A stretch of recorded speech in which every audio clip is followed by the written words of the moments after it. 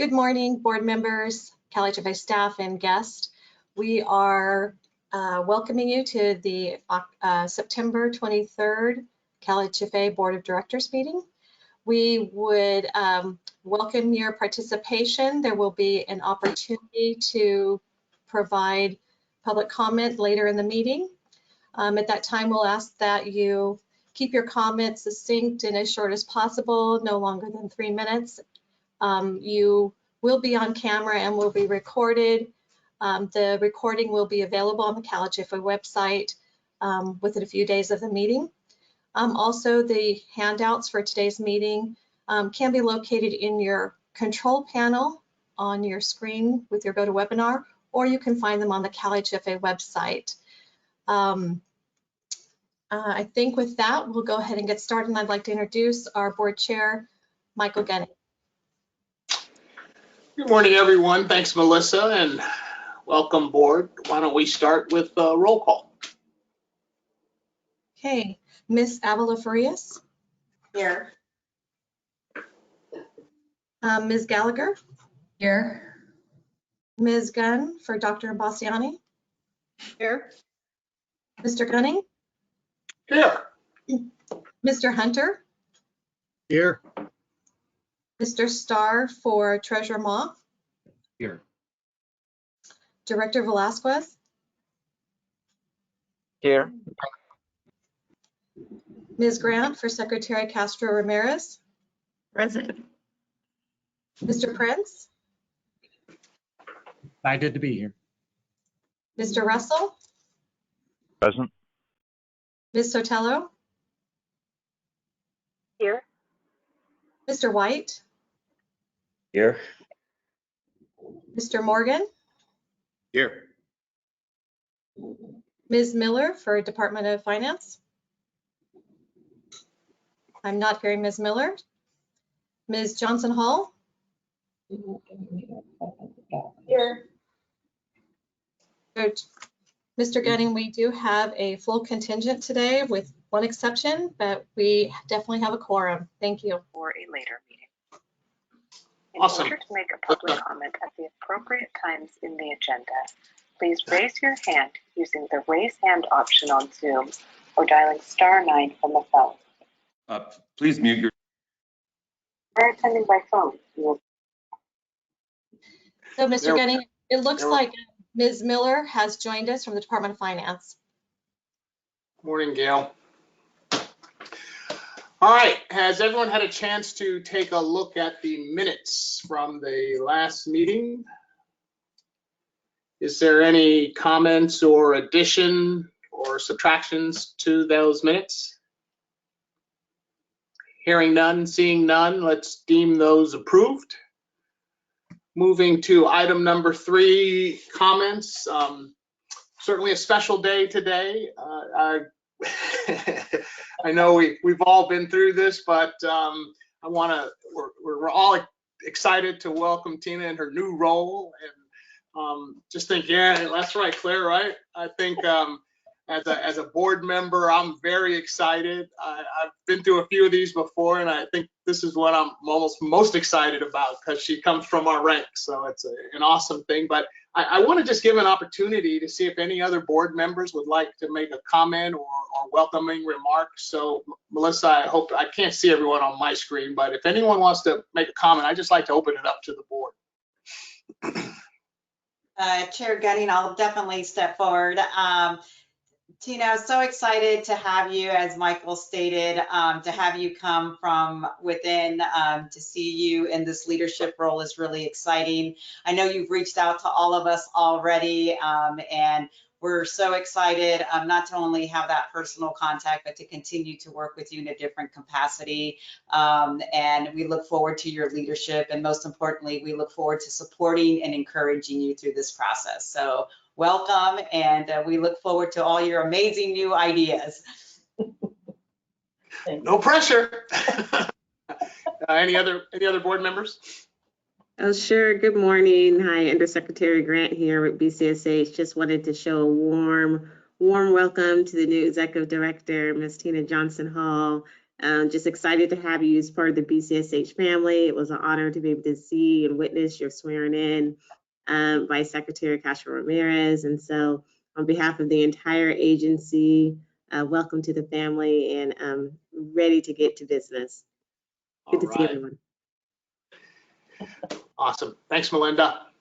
Mr. Chair, can you hear Yes. me at scale? This webinar is confusing to me.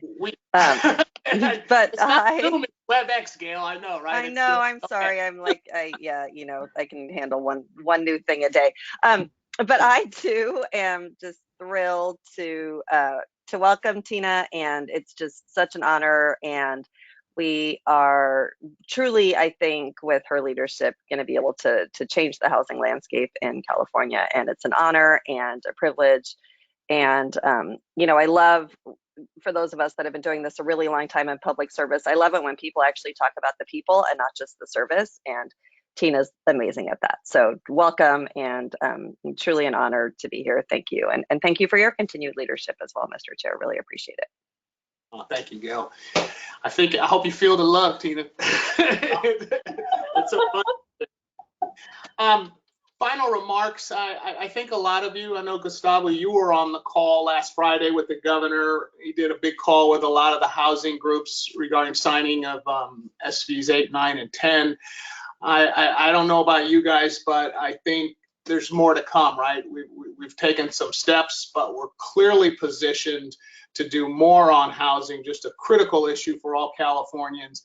And I think, I don't know, guys, as this board, we're on the tip of the spear, right? I mean, whether it's programs or the things we have been doing and continue to do, I'm just so thankful for all of your efforts and your willingness to be a part of this journey and a part of this effort. So I just want to thank all of you and let you know we got more work to do. It's not over yet. And so, Tina, with that, the floor is yours.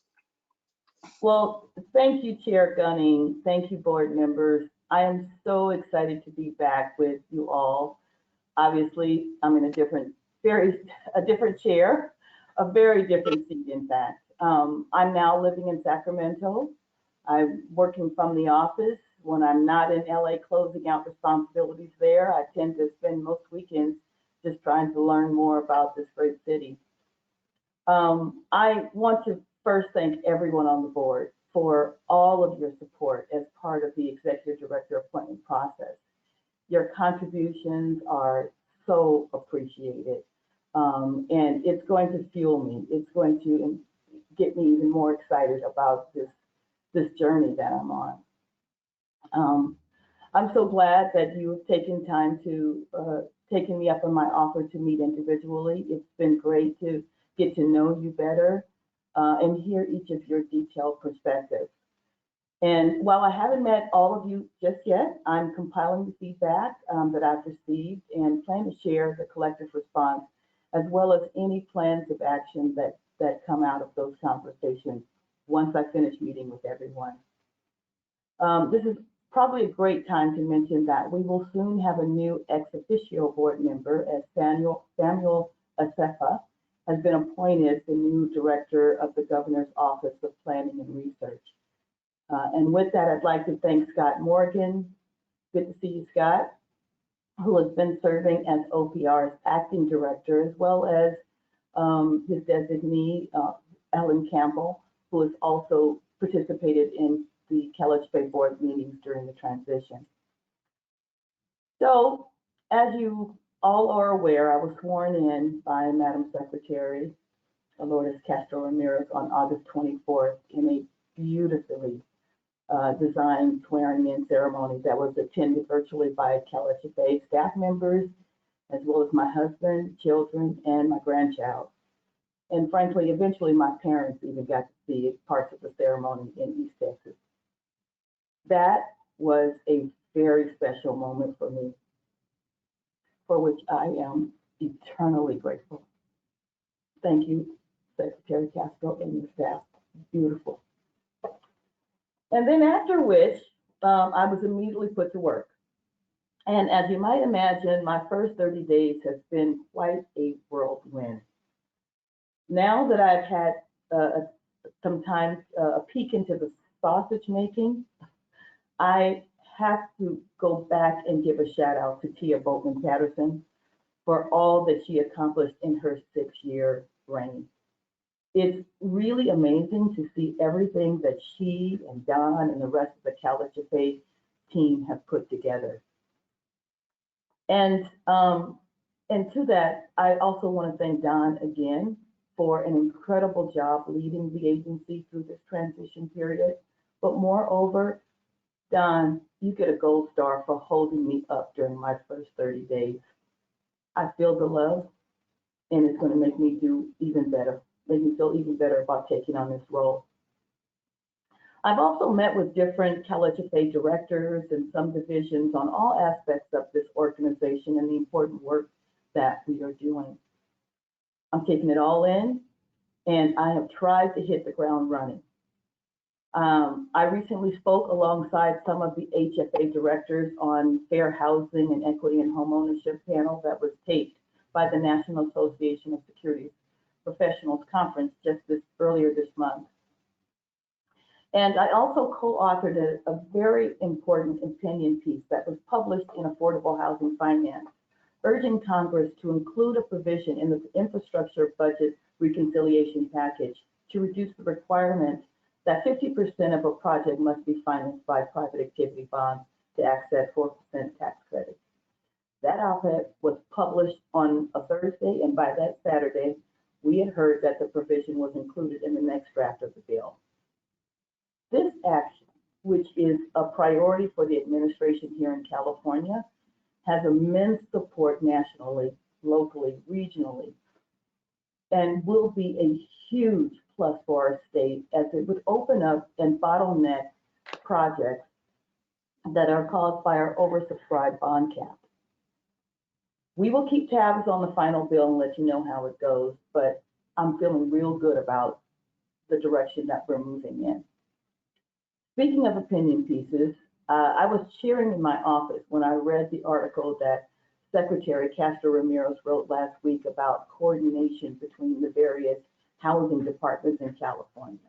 Right on.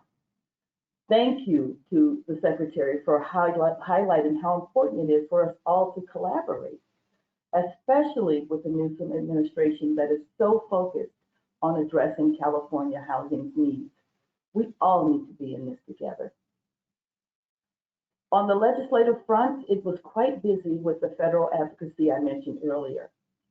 CalHFA has been a significant part of that effort, and we've been working closely with our great congressional delegation so that these important bond and tax credit enhancements make it through to the finish line. And on the state front, we've also reached the end of the legislative session. You have a full legislative report in your board package detailing a number of the key bills that were passed and sent to the governor's desk. That includes the very significant Senate Bill 9 for Senate Pro Tem put forth by Senate Pro Tem Tony Atkins, which ends single-family zoning as we know it in California and has already been signed by the governor. Frances will be providing you a full roundup at the next board meeting on what happened with the reconciliation in Congress, and also which bills got signed by the governor and now have become law. Switching to our year-end numbers, I also want to give the board an update on our fiscal year 2021 numbers because those were finalized after the last meeting. In the last fiscal year, CalHFA has now helped 7,600 families access more than $2.4 billion in first mortgages, and also provided over $138 million in down payment and closing cost assistance. And what we are really proud of is that our borrower demographics show we are reaching populations that have been historically excluded and underrepresented in terms of home ownership. So 30% of our borrowers are white, while 53% of our borrowers are Hispanic and 8% are African American. That's almost 5,000 Black and brown families achieving the dream of home ownership during fiscal year 20 and 21. And most of them at or below 80% AMI.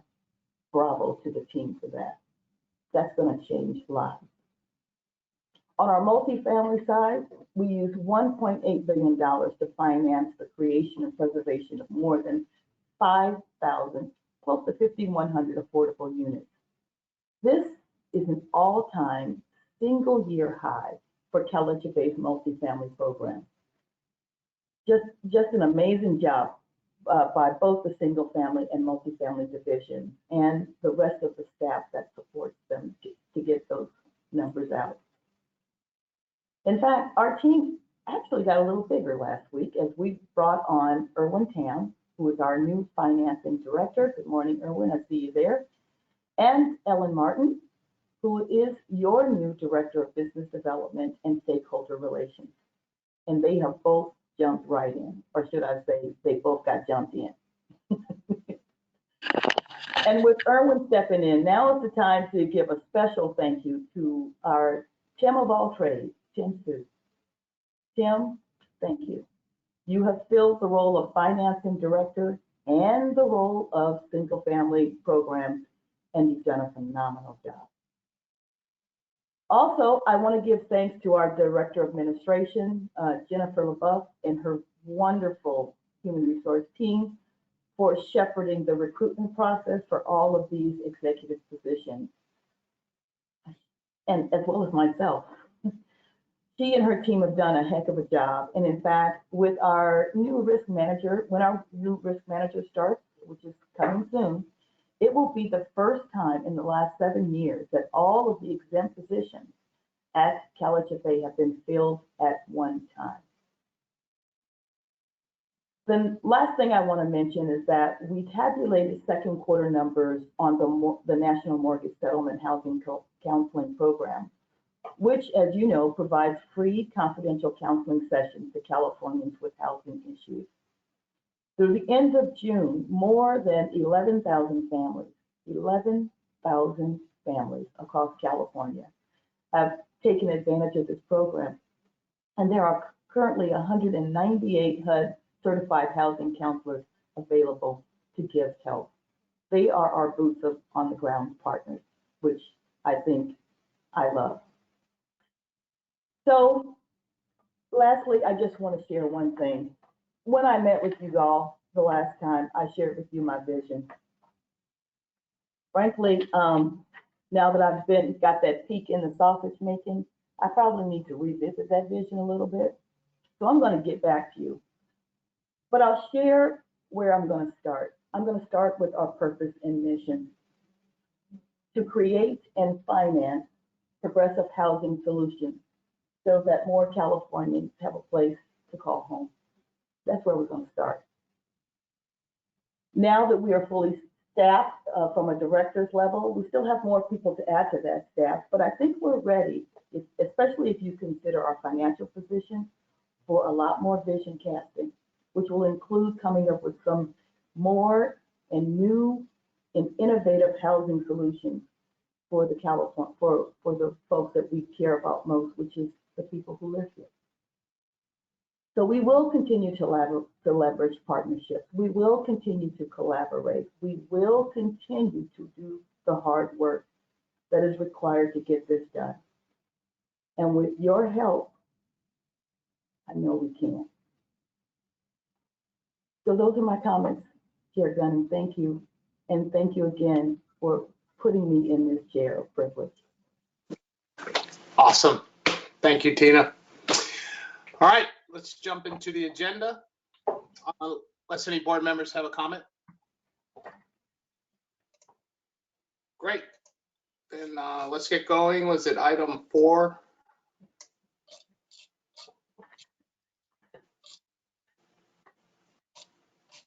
Oh, I'm behind.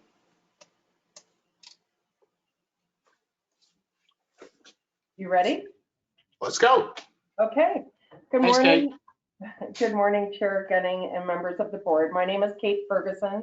I'm the Director of Multifamily Programs here at CalHFA, and I'm here today to present our first 2021 MIP deal to you for final approval. This will be the Kiku Crossing loan package, which includes a MIP loan and a permanent loan. I have the CalHFA Multifamily Senior Loan Officer, Ruth Bakili, on the phone, CalHFA Multifamily Credit Officer Sheena Coe on the phone, and also the Associate Director of Development at Mid-Penn Housing. Mid-Penn is the developer of this project. Molly Neighbor, all are here today to answer any questions for you once I finish my presentation. Next slide, please. So Kiku Crossing is a new construction, mixed income project consisting of one 7-story elevator served residential building located in San Mateo, California. Kiku will be a family project consisting of 225 residential units. That includes 2 managers units.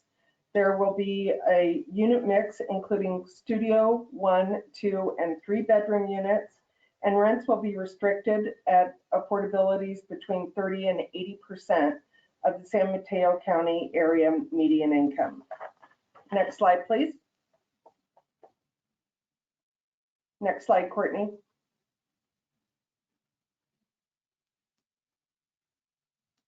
There we go. Thank you, Courtney.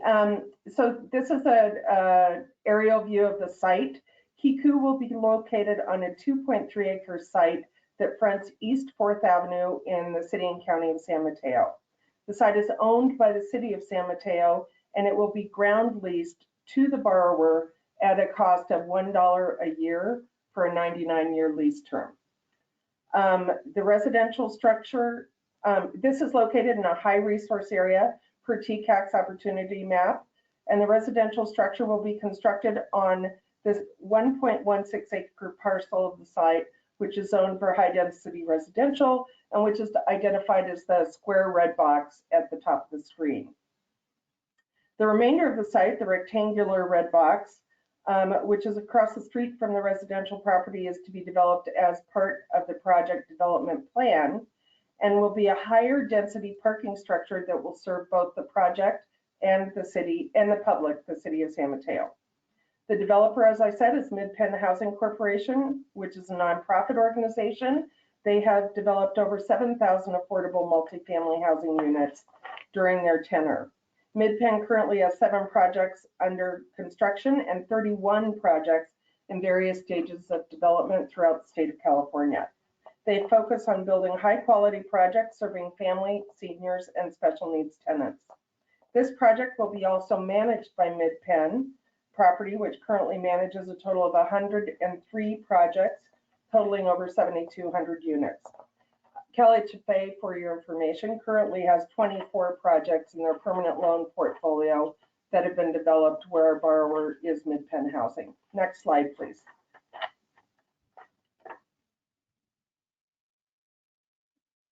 There we go. This slide shows the 2.3 acre site in its entirety broken out by use. The 1.16 acre residential parcel is on the left of the site plan, and the commercial parcel is across the street. The parking garage structure will be located on the commercial parcel and will be a 5-story with 690 parking spaces. 164 of those spaces, or 29% overall, will be reserved for resident tenants of the project. Tenants will access these spaces via an 80-foot pedestrian bridge that will connect the parking structure to the Kiku project.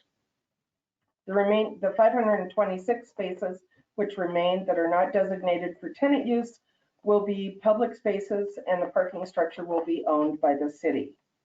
Kiku is considered a high-cost project with a total development cost of $170 million, translating to $754,000 per residential unit. One of the drivers of this high cost is the city's requirement that the project replace and increase public parking density, which adds an additional cost of $26 million or 115,000 units, which is a total of 15% of total project cost. I want to make it very clear that the city and County of San Mateo will help offset these costs by providing combined financing and grant funding totaling $9.5 million or 87,000 a unit. In addition, they are providing the land lease at $1 per year for 99 years. Next slide, please. CalHFA is proposing to provide a $72 million permanent first lien loan with a term of 30 years and an amortization period of 40 years. The estimated interest rate for the loan will be 3.76%, not 376%, 3.76%. In addition, a $2 million MIP subsidy loan will be provided with a term of 30 years and an interest rate of 1% simple interest. The aggregate CalHFA loans totaled $329,000 a unit and result in a loan to value of 65%. All secured city and county funds will be subordinate to CalHFA's first deed of trust. Bank of America will provide the construction financing and the tax credit equity of approximately $73.2 million or $326,000 per unit, and MidPenn will be deferring $2 million of their developer fee. The project is underwritten to a year one debt service coverage ratio of 1.2 times, which is very strong. Next slide, please.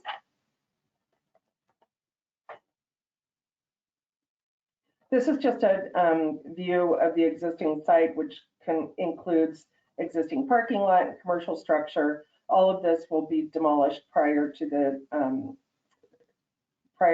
beginning of the project. Next slide, please. I wanted to run through the strengths, which we think are many of this deal, and the one weakness identified that we want to make you aware of. This slide speaks to the many strengths of the projects. As I've stated, CalHFA has a strong relationship with MidPenn, who are experienced developers of high quality multifamily affordable housing in the state. Additionally, the local support for the project is very strong, as the project, in addition to financing, the project will receive Section 8 project-based vouchers to cover 36% of the units.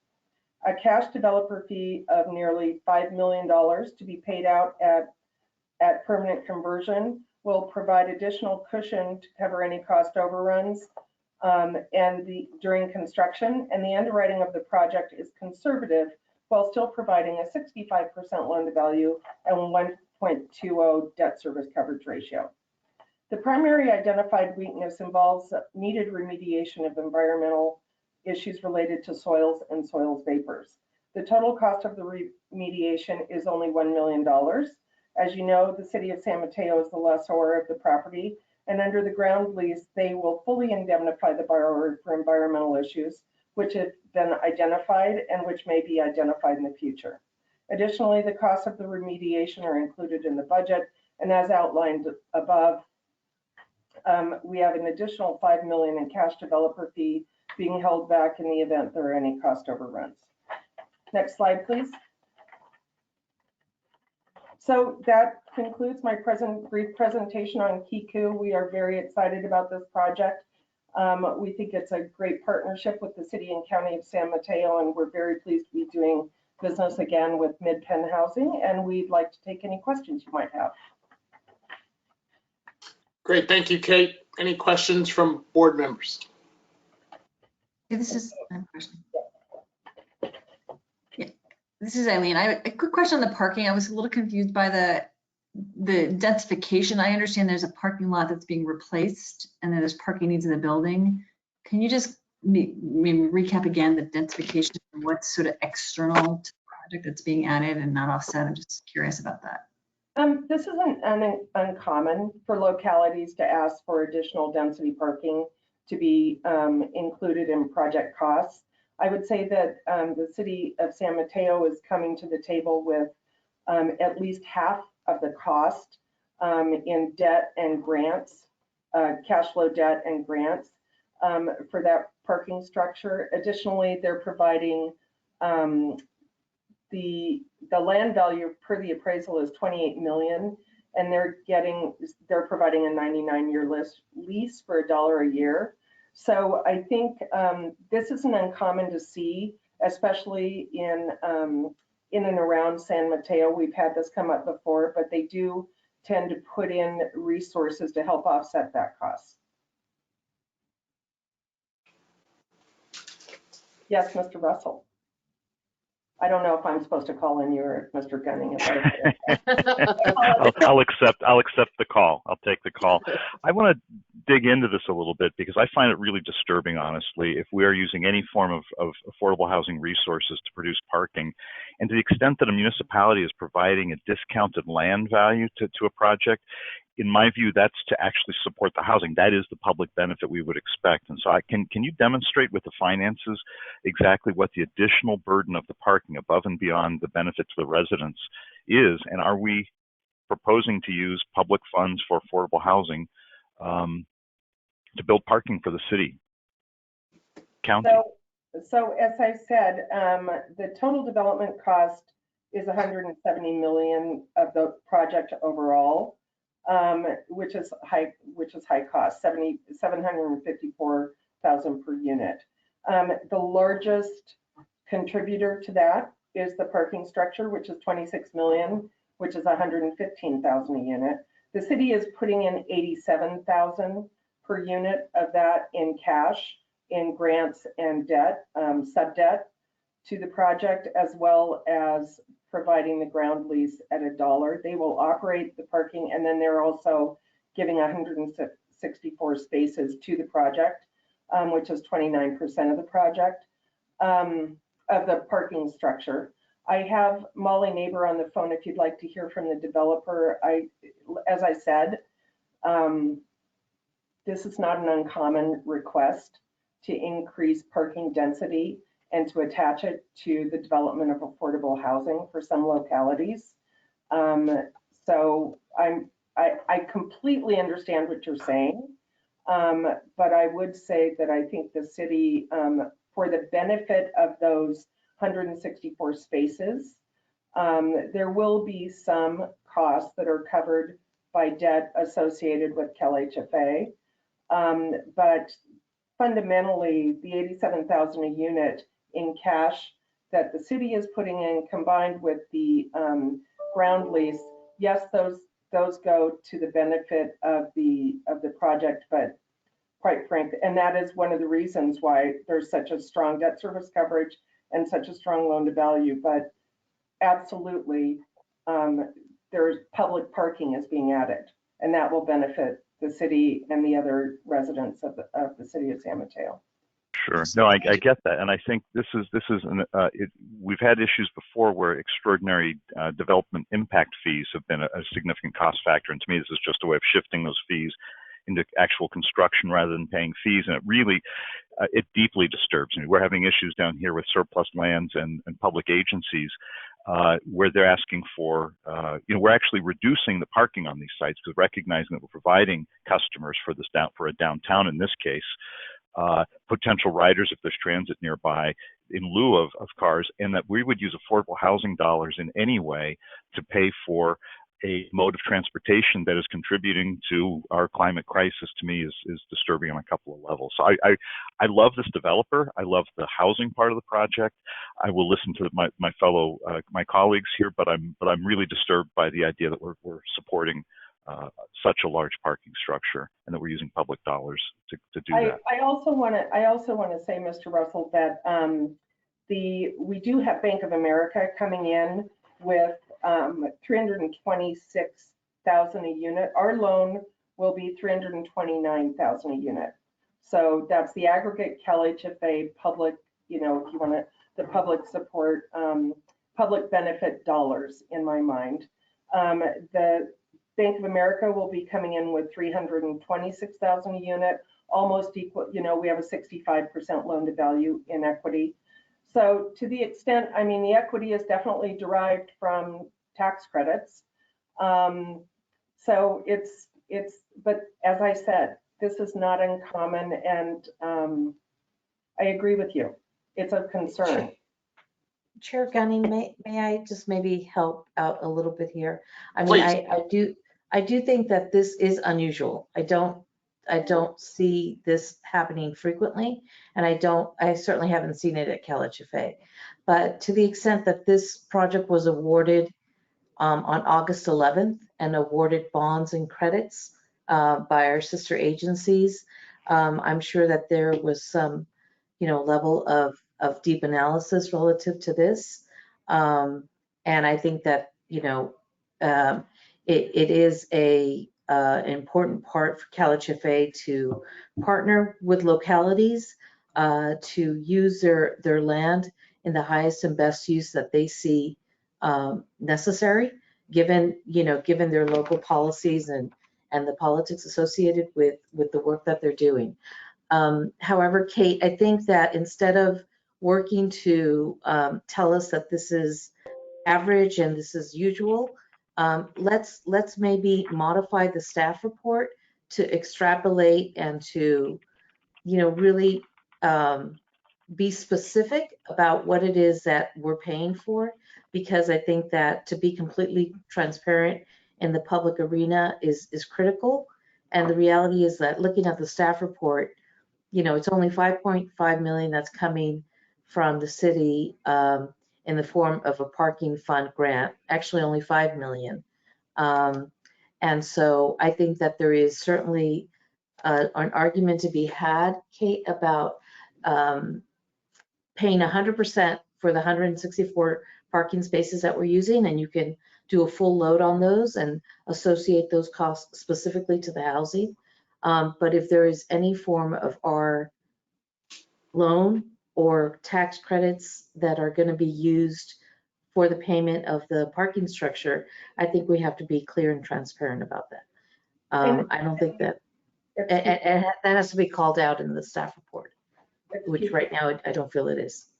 Okay, I'm happy to do that. I will say that if you look at the sources and uses and the budget, it is fairly detailed related to what sources are coming in during construction, et cetera. We did do a project in Burlingame last year that we had the exact same issue that we brought to the board for approval. And in this area, this is something I do expect to see, but I completely agree, and I am happy to do that, Ms. Vitello. But I will say that the city is putting in a 5 million parking fund grant, and then they're also giving 5.5 million in a residual receipts loan. So for the housing, correct? It's out of their housing fund, yes. Right, so that's for the housing, not for the parking. Yes. And was there a reason that new market tax credits were not used for the parking?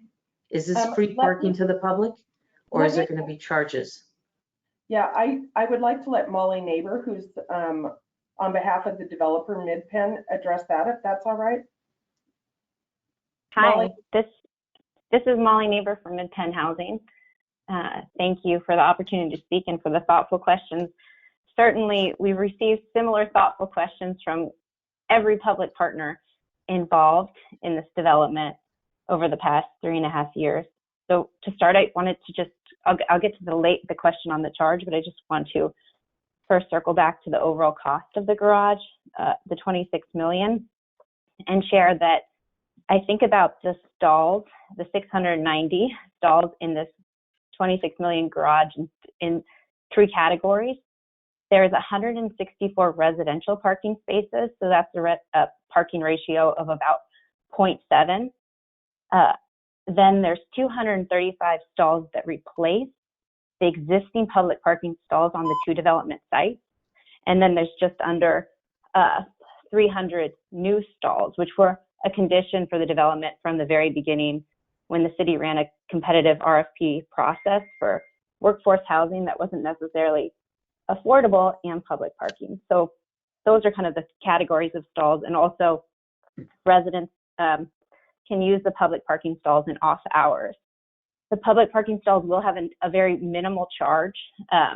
They're primarily used currently for workers in downtown San Mateo, so service workers for that downtown economy. So the charge is nominal, but there is a very, very nominal charge that kind of covers the city costs, and that's something that we've really studied extensively with the city and at the request of county partners in San Mateo.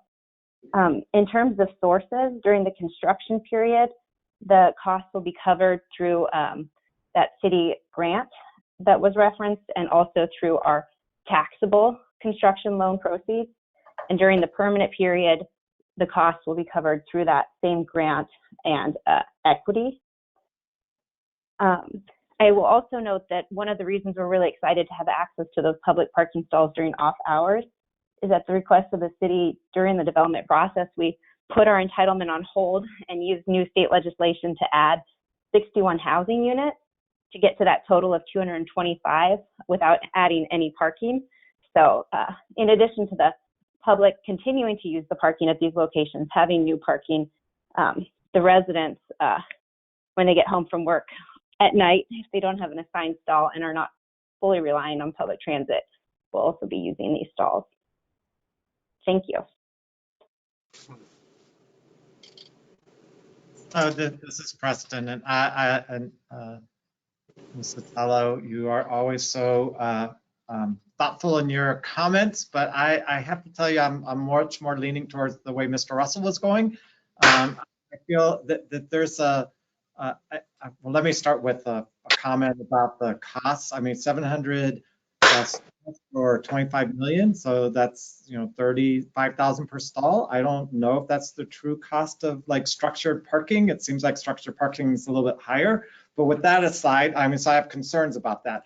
But it does feel like there are public funds that are housing funds that are being used to support the parking that I assume San Mateo definitely needs. And that you say that it's low cost parking means that they're not going to be covering that cost of the loan that's going towards that parking. It feels like a burden. I think we have a new member, right, from the, I think it's from the Strategic Growth Council, who's joined our board. The whole idea is to try to reduce greenhouse gas emissions, even at 0.7 stalls per unit. It's a little bit high compared to what's happening in most communities around parking, and that the alternatives around shared vehicles, shared electric vehicles, that there are so many initiatives that we should be pursuing to really drive down the greenhouse gas emissions as opposed to kind of increasing them. So I'm right there with you, Russell, Stephen, Mr. Russell, about like thinking of how do we create sustainable communities, sustainable for our environment. And then I do think that everything that sounds like that's happening here is using the housing funds to support this parking need of the community, of the city, as opposed to really trying to figure out like how do we get housing to support itself and parking to support itself, if that's the direction. So I understand it's been reviewed at the state by different organizations, but I do think it's our responsibility still to ask the questions that are being asked. Anyways, I think this raises a bunch of red flags that if I was the developer, I'd be asking my staff of like, what are you thinking? On the last thought that I had, and maybe this Stephen and I might be a little bit more open to, I shouldn't put words in your mouth, but there are ways to do the car stackers systems that allow you to get a higher density of parking spots within a smaller spot. That is not as expensive per stall, and that could then actually lead to even more housing on the site. And so I'm kind of curious if you explored that as an alternative, as a way, you could do 3 stalls, stacking parking spots for every one in a structured parking stall. You'd be able to reduce the footprint by 2/3 potentially, roughly. And I think that would have left more space for more housing. And so I'm kind of curious if those ideas were explored, as well as the idea of shared vehicles and other alternative transportation models. Molly, do you want to respond to that?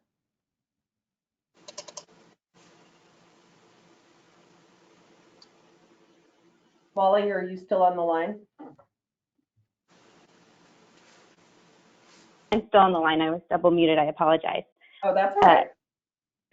Responding to the question on less parking as a goal, I'll reiterate, we're fulfilling the conditions of the original city RFP for these 2 city-owned sites. The garage site is actually pretty limited in its uses. It's landlocked on 3 sides, including with a PG&E substation that provides power to the downtown on one side and railroad tracks on the other. So it is a good site for a parking garage and not other uses, and having the garage be all above ground is actually much less costly than having underground parking beneath 2 sites, and allowed us originally to transfer density between the sites to have more housing units. So I'll put that out there as just context, but in terms of stackers, that's not something that was ever seriously considered here because it penciled best to have all the parking be on one site and use the density transfers. Also, given that it's public use, stackers are a complicated technology for folks who are not using them regularly to really figure out. And MidPenn as an organization keeps looking at stackers heavily when we have the new infill low parking development, but we haven't executed yet. But we keep looking at it, just a more complicated technology. In terms of offsetting cars, certainly we share that goal given the high cost of land and the environmental impacts. And we are trying to do that for our residents at this development. We're including free transit passes for all residents in our operating budget. And we worked with Samtrans, which is the local public transit provider in San Mateo County, to really optimize their bus program so that it can be more readily used by our residents. We have a huge amount of bike parking at the site, about 200 indoor bike stalls with a bike service station, and this development is just so close to many amenities, so including a huge library, a 16-acre public park, many jobs, various grocery stores, pharmacy, etc. So to the extent that residents can live in a transit-oriented community, that certainly fits the bill for this project. I will say also that I just want to point out this project is very close to a Caltrain station, and I do not mean to minimize the concerns related to parking, and alternative forms of transportation, et cetera. But I just did want to point that out, that it's considered that this could be used also by commuters. But to Mr. Telos, I want to respond to your request for a more transparent breakout of the budget. We will do that and provide that. We'll update the staff report so that is very clear. And we did have in-depth conversation about it at the senior loan committee with, senior executive level staff, but we will make sure it's even clearer. Any other questions or comments that This is Tina. I do have one comment that I'd just like to share to the board. I'm sort of, my very first meeting and you all, it's tough because what we're talking about is policy, thinking innovatively about how we need to show up when we're talking about housing. Is our role just to build brick and mortar housing, or is our role more are we evolving now that we need to think about the other impacts of what we are developing? So I'm taking to heart, and what I'm hearing from you is that maybe we do need to think about this differently going forward. For this particular project, I'm an advocate for it because what I'm weighing is the benefit of the 220 some odd units that are going to go to folks that need it. So I'm weighted more heavily towards that, but I think you're right, Stephen Russell. I think you're right, Preston, and I think you're right, Delilah, that we need to begin to evolve when we are looking at affordable housing that we support. We are an influencer. We do have a huge voice, and we need to maybe think about ways in which we can share those types of concerns early on. Those are my thoughts. I just have a couple comments. The irony is killing me here because, as you guys know, I represent the home builders, and this is sort of par for the course for us. That the city wants the parking garage. If you want your project, you got to do that. So while I appreciate the comments, the demands of the city and the tensions of building, this is part of it. But I think all the comments are appropriate. And particularly as an influencer, Tina, I think you're right that if we can have a say in that, we should. And I know my guys would appreciate it. Any other comments? Mr. Chair? Yes. It's Gail. I'm sorry to interrupt. I agree with everything you said, especially the tensions. I just in terms of the staff report, I do think it's definitely in there. So I just want to kind of clarify the record in terms of transparency. I think Ms. Ferguson and her team clearly included it. I think this is a different way to address the issue from a policy perspective, but just for the record, I want to clarify that all this information was in the staff report. I think that's an important point. Can I just ask a detail question real quick? How many parking spaces are in the garage that's currently on the site? There is no garage. It's a surface lot, yes? It's a surface lot, Jonathan. Right. Oh, I understood that it was a garage. building- So again, I think the developer mentioned 160, 100 and 235 spaces are being replaced.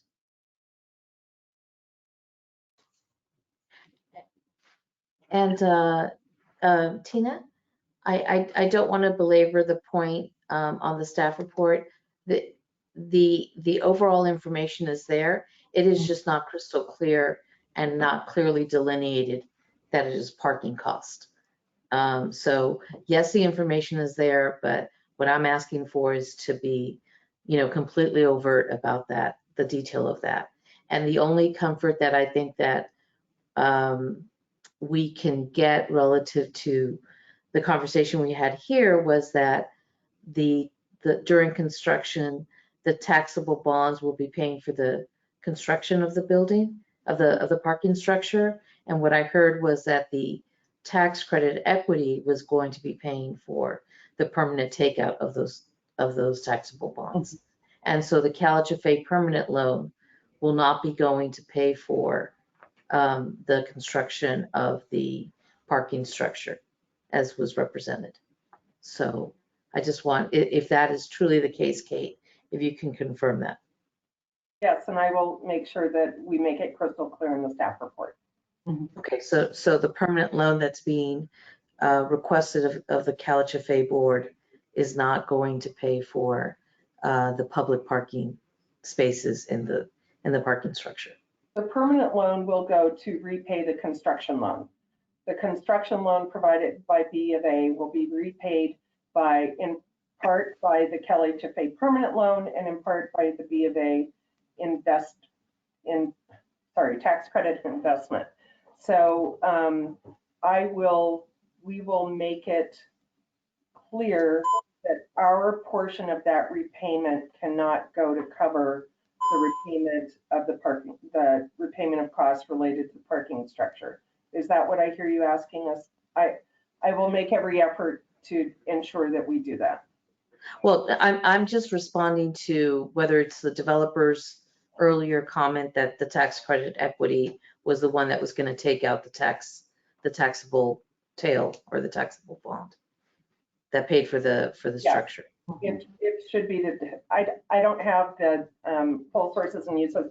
I don't want to misspeak on the record about that, but yes, that is my understanding, and that I will confirm that and ensure that the staff report is very clear about that. Okay. Great, thank you, Kate. Mr. Russell, Any other comments? Yes, if I may. So I will say, first of all, this is the 11th and a half hour on this project. And so I'm acutely aware that we do not want to be, it tears me up to be at this moment where something that in principle I have challenges with, I don't want to be the reason that we torpedo this boat. At the same time, when you talk about it is common practice for cities, municipalities to make these kinds of exactions, it is because we have enabled it. And so I would like to see how can we send a message, not with this vote, because I don't like to send message votes. Okay, that's kind of like punishment by proxy. I don't believe in that. However, how do we send a signal that this is not acceptable? It's the reverse of acceptable, in my view, that this municipality put out an RFP with an expectation that the housing would cross-subsidize parking. It's deeply problematic to be measured in response. So I guess that's my question is, this project has proceeded through our process, with our policies in place, and suggests that maybe we need to revisit those and send a signal to the market, which includes these municipalities, frankly, that this is not an acceptable way to do business. So I'm actually torn on my vote because I've made a very strong statement of principle here. but I do not want to rock a boat or torpedo somebody's dinghy. So I have the luxury of being one of the last people to vote, and I will consider carefully my actions. But this is one of the fundamental questions of our time: is what are our values? And climate and transportation versus housing. I know where I stand, and I know where I think we should be standing. So those are my remarks. Thank you, Mr. Russell. Any other board members have comments?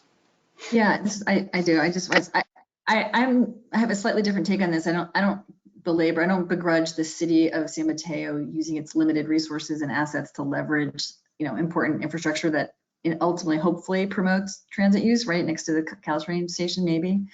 But I think it does. I think the policy issue is something that's interesting and that we're supposed to be kicking around as a state agency about how do we fund stuff that the community needs, right? And they're leveraging their limited assets to get it, right? It's by putting on the banks of whether it's private or public affordable housing. I think that's an interesting policy question. So I think that the cake is baked. I support the project, but I think we're supposed to be as a board considering issues that relate to our housing. It's how do you fund infrastructure and how do you get this stuff going? And those are tough topics that impact what we're doing here. So I just would offer that I think, thank you, Ms. Gallagher, but I do think that back to Tina's original comments that coordination among all state housing agencies, we are an influencer, but coordination among all state housing agencies is to drive policy at the locality level. That is very important. Mr. Chairman?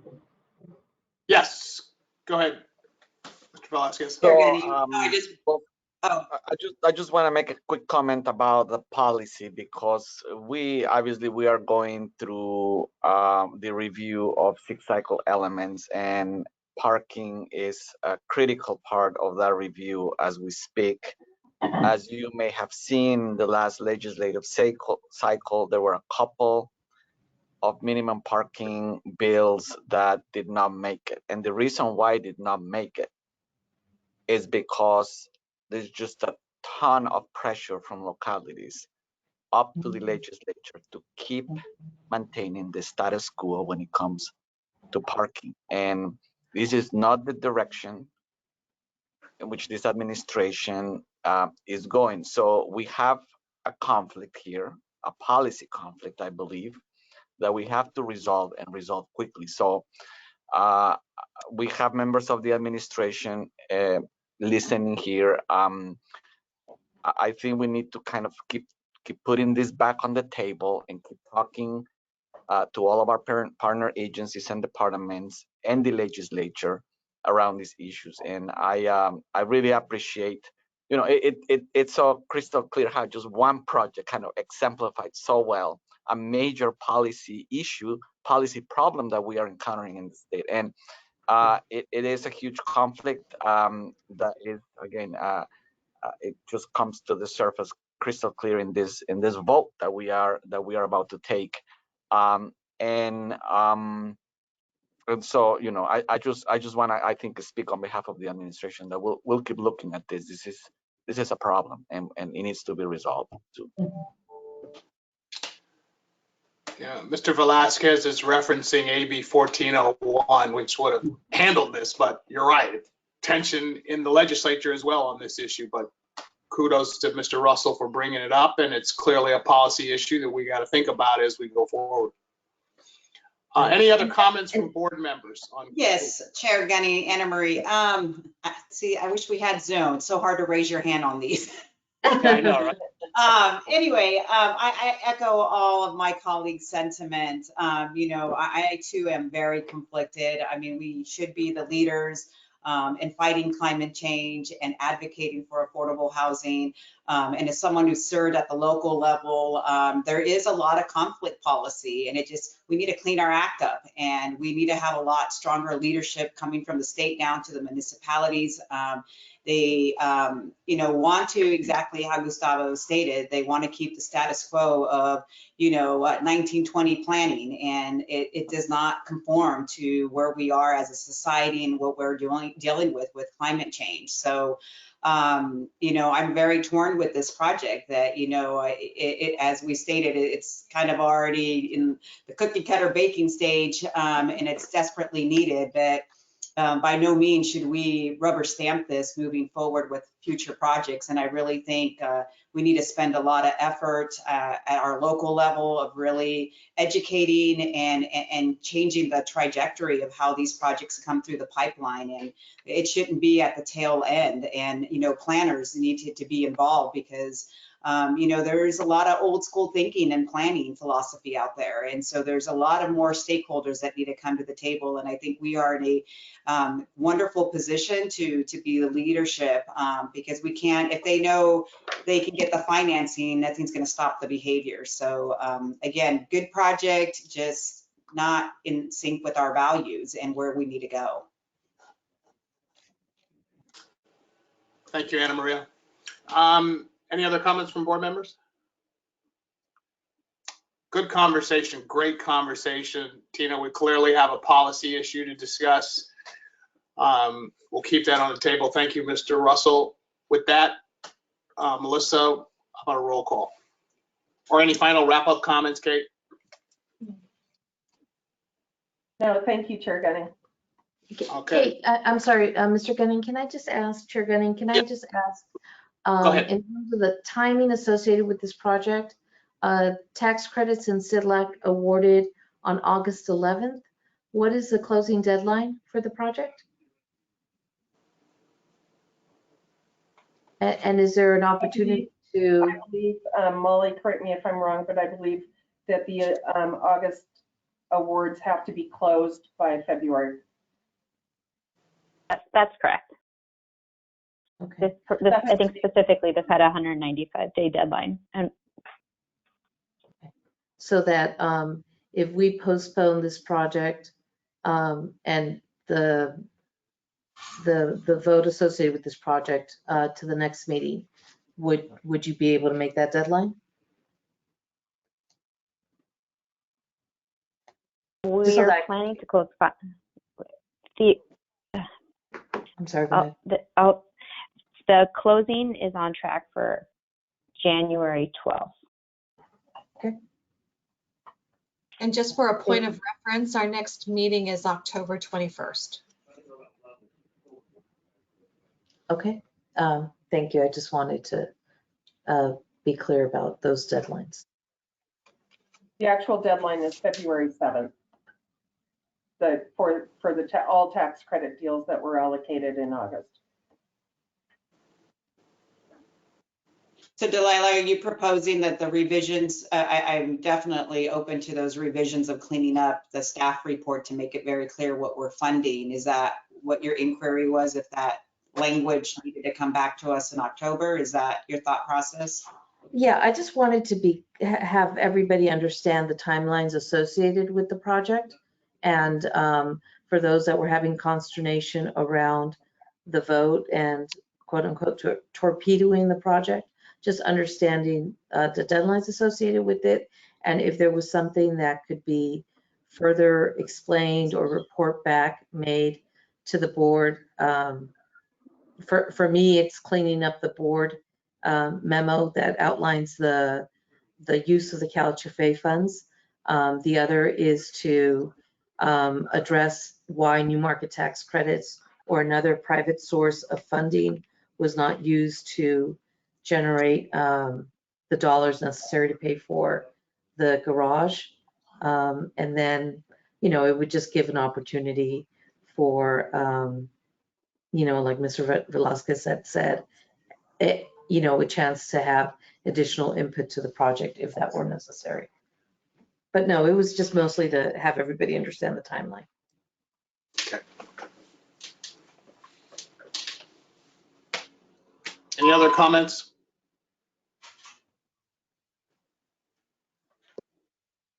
Well, I guess for clarity purposes, if we're going to have clean up the report, I think that's pretty critical for transparency. What's the administrative procedure of that, Tina? Would we be cleaning it up and having it bring it back as a consent Well, item maybe? Before we do that, I don't think my sense would be a motion to delay, but I don't think that's what Delilah said. I think she was pointing out the timing of the project. I feel like we should take the vote today.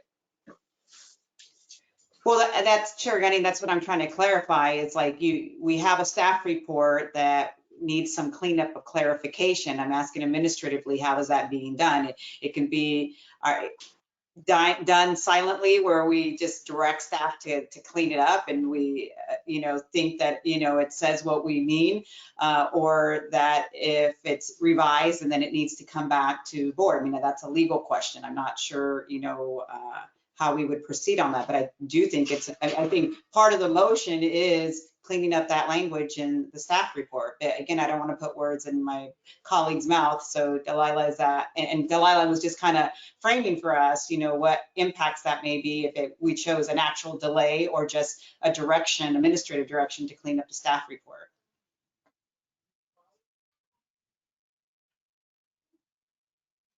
Yeah, I am not making a motion necessary. I am trusting that Kate and Tina can do it, and I was just trying to be clear for all of those at the board level to understand the timelines associated with this project. And Chair Gunning, we will make the changes to the staff report and distribute those, within the next couple of days. But we have had direction to add or redact things from staff reports before, and have done those after the fact. And we usually get them back to the board very quickly for, so it's, I don't know if that helps, but we have been in this position before, and that's what we've been asked to do. Yeah, I think that helps, and I think that has been what we've done in the past. If there was a question with the presentation, staff has made the additions going forward. We clearly know we want to have this discussion about parking as an organization while the state is having it. But I think in terms of the project today, we ought to go forward with the vote today.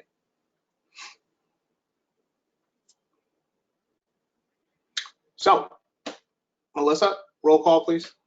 I think it I actually. don't think you have a motion on the floor yet.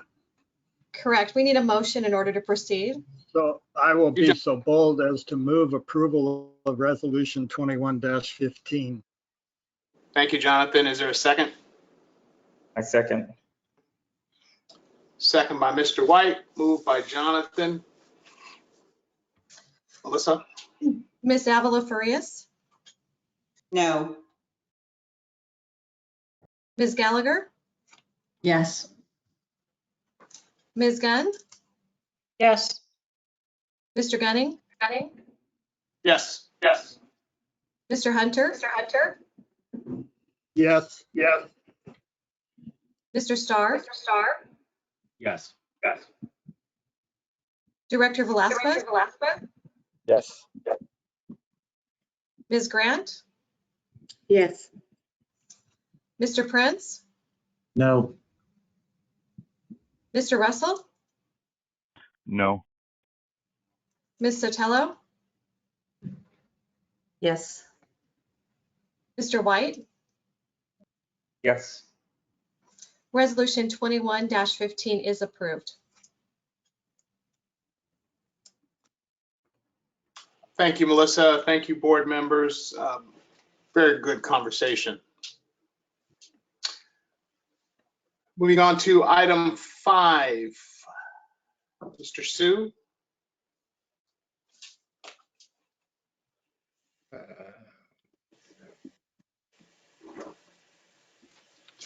So good morning. I'm sort of messing with my screen here. Okay, here we go. Good morning, Mr. Chairperson and members of the board. For the history buffs, as it turns out, for TIA's first board meeting, we also had a lively debate of a different sort. So today, I'm humbled to represent our leadership team here to present to you this resolution on AB 101. This is our third time coming to the board to present a resolution on AB 101. So first, I would like to provide a brief history of AB 101 and also a brief summary of the board's previous actions on AB 101. And lastly, a slide on what we're asking the board to take action on today. Next slide, please. So AB 101 was passed and signed by the governor in 2019. It provided CalHFA with $500 million of funding to finance low and moderate income housing. Because of COVID and the budget crisis that it created, this is detailed more carefully in the memo. But for the purposes of this presentation, I will simply show here what we have received and what this resolution is requesting from the board. So in fiscal year 2019 to 2020, we received $200 million, and the board took action to allocate those dollars. And in 2020 and 2021, we received $50 million, and the board also took another resolution on that. And what we're requesting right now is this coming allocation of $45 million in this fiscal year, or $45 million in this resolution 2116. So instead of $500 million we have received or will receive in the aggregate $295 million. Next slide, please. So as I mentioned, this is the third time the board is taking action on AB 101. So I thought it would be useful to remind the board how the previous resolutions fit together with this current resolution and what does the big picture look like. So in 2019, with resolution 2019-14, that was the first resolution that we took to the board on AB 101, and in the aggregate was $200 million.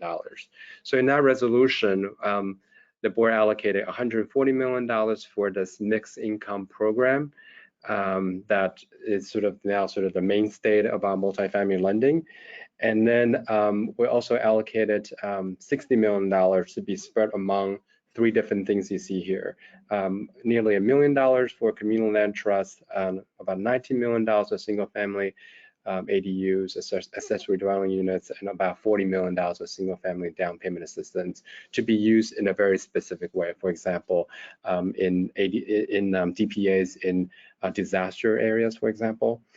So that was how the initial $200 million was allocated. And then last year's resolution allocated the $50 million to multifamily MIP. And then this year's allocation of $45 million, which is resolution 2116, we're requesting the board to put that into the multifamily MIP program as well. So then if you add all that up, you'll see that in the aggregate, out of the $95 million that we have received or will receive, some $235 million will go into the multifamily MIP program, and the remainder will be spread out among these three allocations that the board took actions on in the very first resolution that we came to the board with. Next slide, please. So I hope that's sort of like a quick walk down the memory lane in terms of AB 101. And the allocation plan, again, for the $45 million that we expect to receive in this fiscal year, staff is recommending to take action to use the $45 million for affordable family housing for low and moderate income households to create inclusive communities. These funds will simultaneously strengthen our permanent lending products, and if given the opportunity, we'll use them to be potentially aligned with any new state tax credits that we might receive at the same time. I'll pause and take any questions, if any, from the board.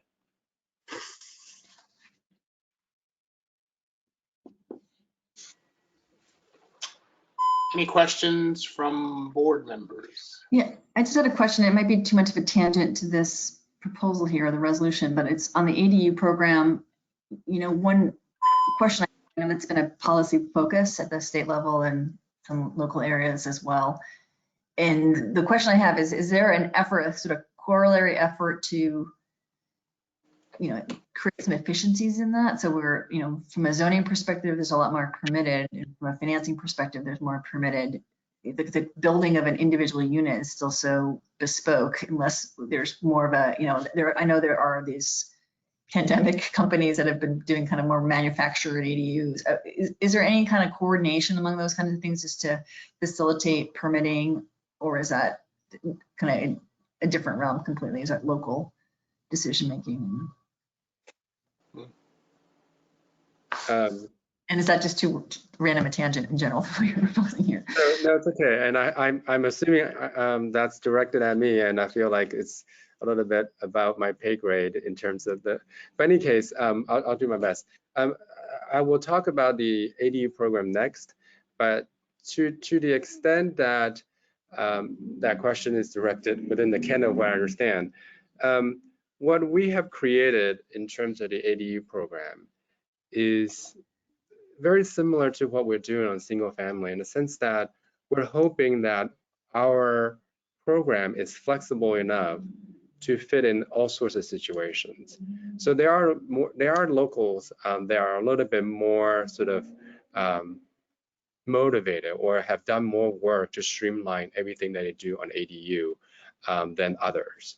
And for those of who are in that sort of camp, they should look at what we have designed as a huge opportunity to boost the production of ADUs in their communities. And yesterday I got a call too of there's something that they're working on in Oakland, in which like they're going to break ground in first quarter, and I think that, and they're wondering if our program could be sort of launched in time for non-CalHFA lenders. So this is a credit union that could be doing the lending. So we have sort of designed this to be quite open, in the sense that as long as the construction escrow is still open, an entire period from when the construction is open to when it closes, they can come in for this application to get this grant. So we're trying to design it as open as possible, but in terms of actual coordination between sort of the state and the locals, I think that, as you might know, that HCD has done a really good job of promulgating sort of best practices on ADU space, and it's now really up to the locals to sort of take this upon themselves to figure it out. And now we have, grants to also help them make this happen on a home by home basis. So hopefully those, there's enough ingredients there to make a great dish.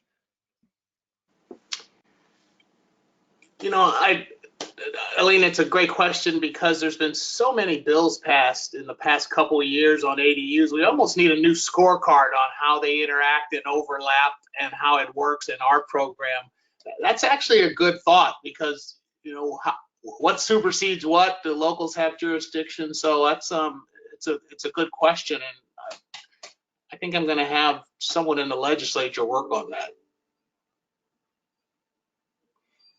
Any other comments there on that, on item 5? Is there a motion to adopt resolution 2116? This is Mr. Russell. I will make the motion to approve adoption of resolution number 21-16. I'll second. Second by board member Avila Farias. Melissa, roll call, please. Ms. Avila Farias, Yes. Ms. Gallagher, Yes. Ms. Gunn, Yes. Mr. Gunning, Aye. Mr. Hunter, Yes. Mr. Starr, Yes. Director Velasquez, Yes. Ms. Grant, Yes. Mr. Prince, No.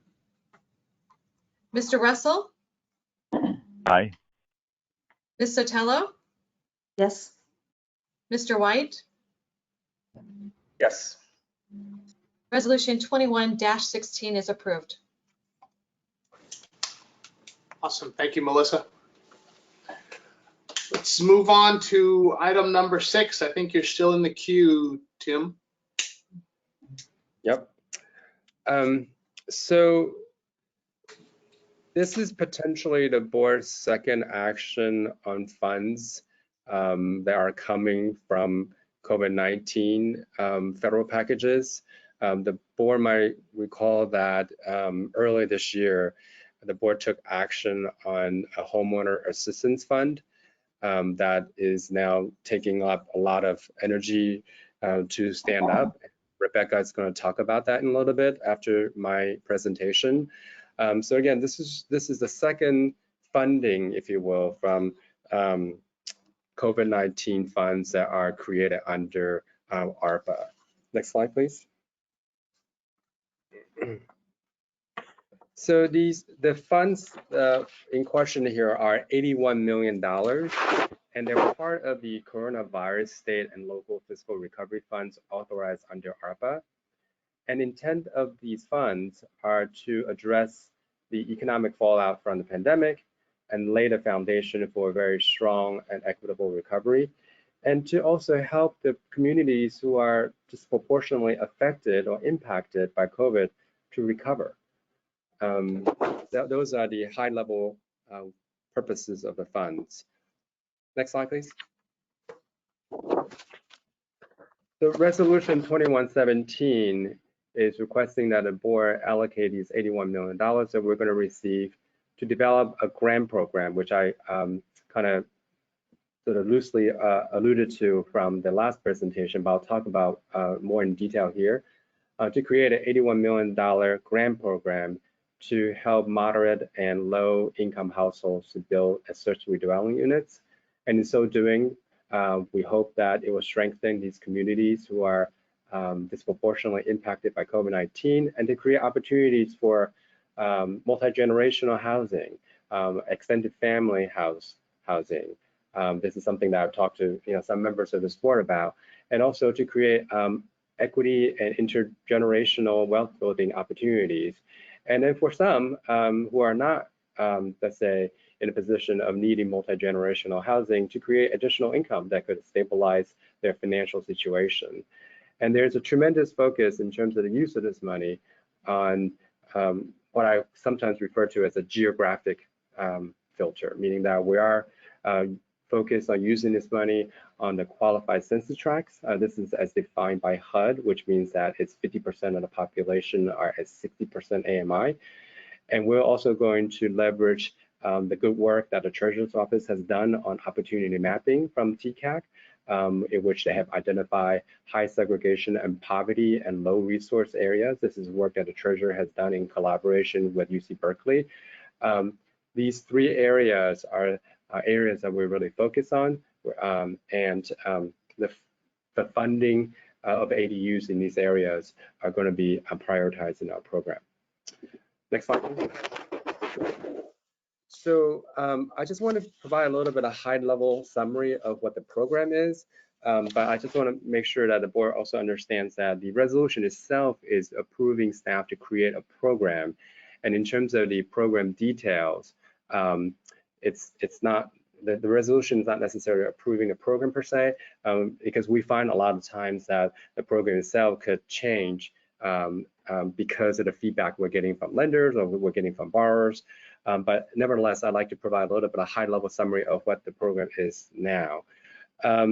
So in terms of eligibility, 80% AMI households there's three, roughly, generally speaking, three ways to qualify. The first way is that if you're below 80% AMI, you qualify no matter where you live and no matter your CLTV. And the second way is that if you're lower than our income limits for our single family program, and the board might recall that our income limits are actually fairly generous. They're at 150% AMI for household 8. So if you're lower than our income limit, but presumably higher than 80% AMI, your CLTV needs to be higher than 80%. So that way we are helping people who can't really necessarily do this on their own. And the last way to qualify is that if you do meet our income limit, but if you live in a QCT, and this speaks to sort of what I said earlier about sort of having a focus on these areas such as a QCT. If you meet our income limit, but you live in a QCT, and you live in a QCT, you're not subject to the CLTV test. As I mentioned earlier, it is a $25,000 grant, which is something that we have never done before.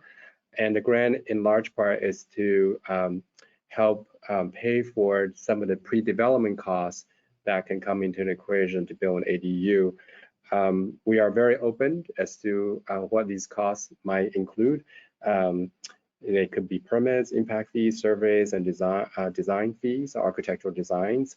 But I think that if someone told us that they'll spend some money to level their backyard so they can prep the sort of backyard so that they can do lay foundation and do the work, I think that that is something that we're open to as well. I'm going to pause there. I know that this ADU program is, I'll say one last thing is that this ADU program is something that we're working on for quite some time. And I think that where we first started, which I won't go into detail, and where we are now, we've done a lot of listening. We have sort of been coordinating with lenders. There are actually not a lot of lenders out there that do ADU construction lending, but there are some, and we managed to find, quite a few of them. So we talked to them, we've gotten feedback from them.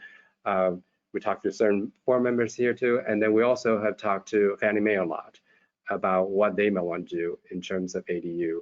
So it's taken us quite a bit of time to put this together, and we think that is something that does work in the context of what Ms. Gallagher was talking about, that it can be used in very different contexts. We can plug into these different contexts. I have one last thought, which is that we now have 7 lenders who have signed our, when we do lending through our lenders, we have lender agreements for our single family program. And then we looked at that and we realized that it's not really appropriate for this program. So we now have a separate amendment for the ADU program. And now we actually have 7 lenders who have signed that. I signed the 7th one just today.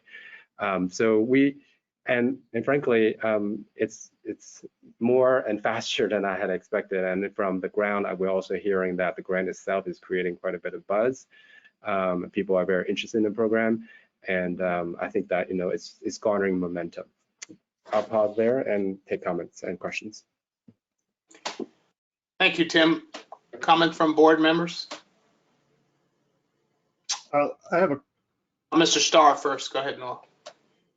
Thank you. I just wanted to say on behalf of the treasurer, she and our office are generally supportive of advancing ADU policy within the state. As many of you guys know, this policy issue has been a cornerstone of the treasurer's ad hoc committee on housing, economic development, and jobs. Our office has also been working with Fannie Mae and Freddie Mac on a research report due to be released at sometime during the end of the year that would hopefully provide a more positive framework through which ADU-related legislation can progress. Generally, the treasurer believes that anything that can be done to make the ground for ADUs more fertile is going to be helpful, as long as the many conversations surrounding ADU policy eventually harmonize. And so with that being said, I just wanted to say that looking forward to casting a vote in support of this resolution. Sounds like the other thing we can do is do something on what all the policies are, and as Eileen talked about, right? So thank you, Noel. Any other comments from board members? I thought I heard you, Mr. Russell. There are others, I think, ahead of me. I'm willing to wait. I think Anna Marie had her hand up first. Okay, yeah, sure. Yeah. I was just going to add, Tim, you've done an amazing job on this. I think it's really just a first step of many to come with ADUs. I mean, the state legislation on ADUs passed several years ago, and we just have not been very robust on that. And I think we're all in a different mindset now, that I think it's another big policy of how we synchronize state policy with local policy. And in addition, us coming in and being a strong lead of how we finance these, because that has been the biggest hindrance the last 15 years is the financing. And I think we are in a great position with this funding from COVID to really create a robust program, lending program that help low and moderate families build these secondary units. And I think it's a very quick way to get a lot of affordable housing stock onto the market. So I hope that we as an agency really take the lead on this and work with our stakeholders and bring more lenders involved in this. But I think this first step of the grant program is a good one. And I think wave 2 of actually creating a program that helps as many people is really exciting. I had the opportunity to talk to some of the lenders and join in some of the stakeholder meetings, in addition to talking to potential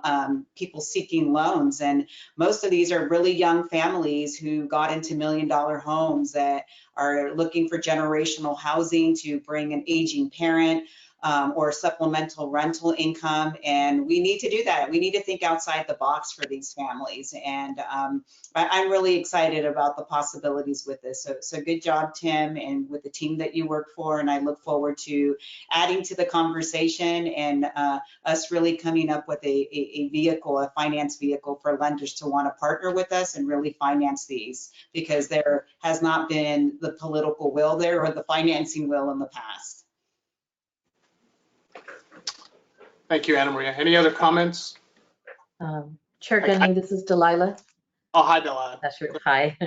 I wanted to echo Ms. Avila Frei's support of this. I just think that, you know, in our communities, in our Black and Brown communities, the creation of wealth is such an equity issue, and creating generational wealth is a huge platform that the public agency can help further. So I just really want to commend the team for thinking through this. And, you know, I have spoken with the Treasurer's Office about, you know, the various programs and the disparity around so many of the financing vehicles.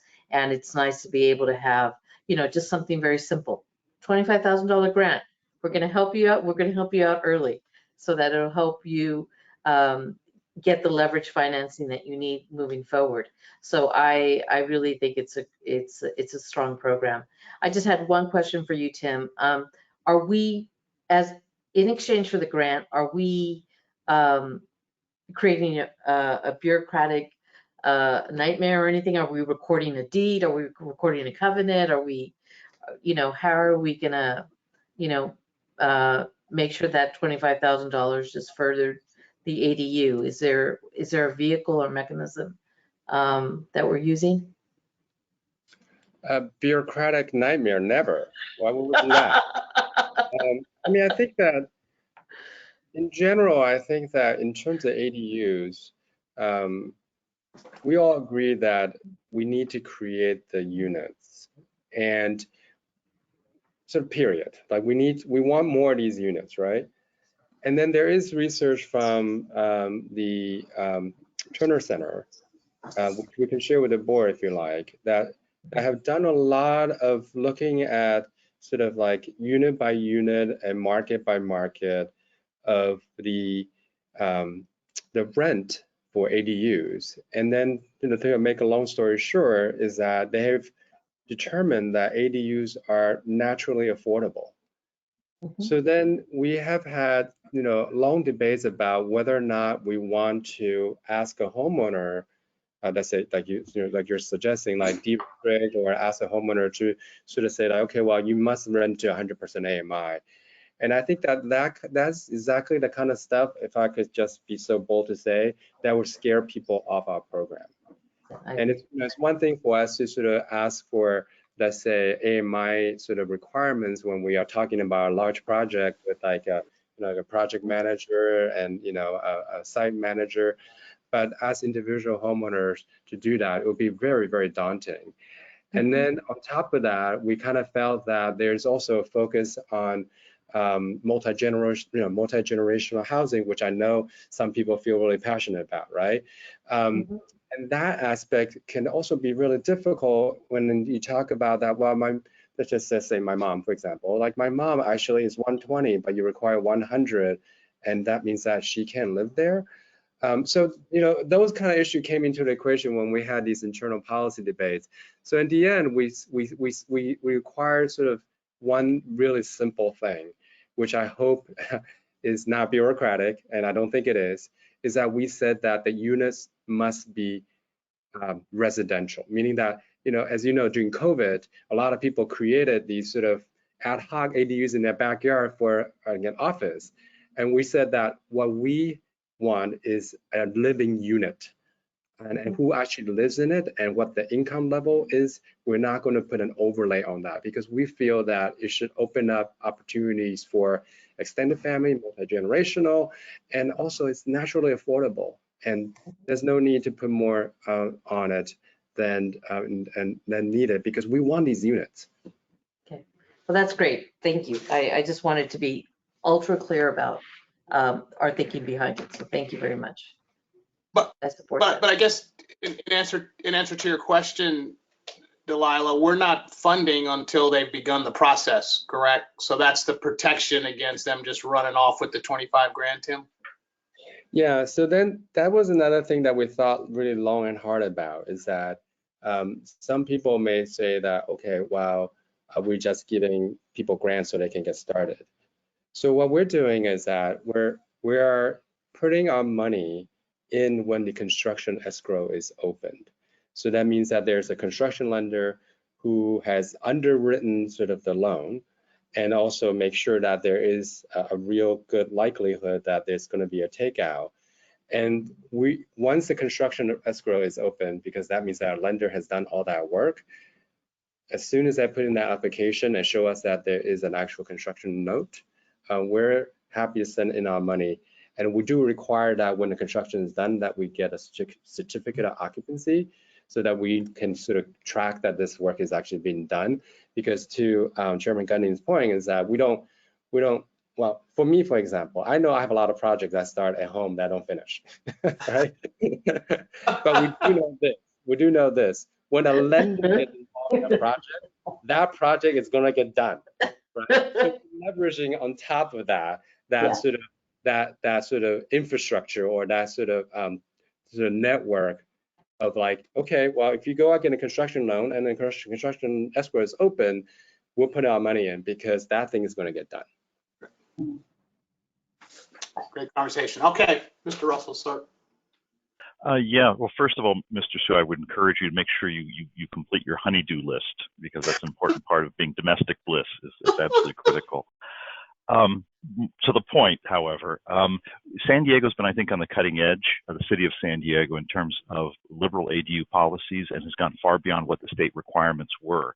And what we saw locally was that we went from an average of about 10 to 15 applications per year at the Development Services Department to nearly 500 once the regulations were liberalized. At the same time, when you map those, you see they're almost entirely in upper income neighborhoods, people who have the resources to do this. And so I'm just supporting your case that in fact we need to be focusing on communities that are not able to access those resources. And most importantly, there's a whole literal cottage industry that has sprung up around taking a homeowner from the beginning to the end of this process. And there's a good handful of companies who do that hand-holding. If they had the resources, if the individuals had the resources, I think there's a mechanism now to exist to make this happen. Awesome. The biggest concern, of course, is the residency. One of the things that we did not include, I think, in our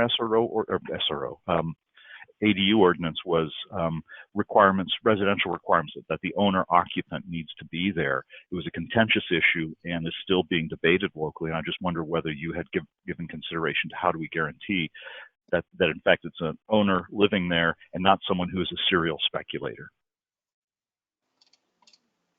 We do require that, which we simply say that the owner is owner occupied.